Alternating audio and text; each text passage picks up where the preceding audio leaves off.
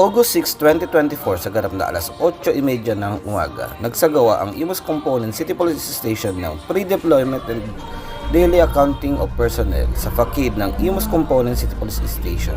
Ito ay sa pamumuno ni Police Lieutenant Colonel Louis D. Jonglay ang IC ng istasyon.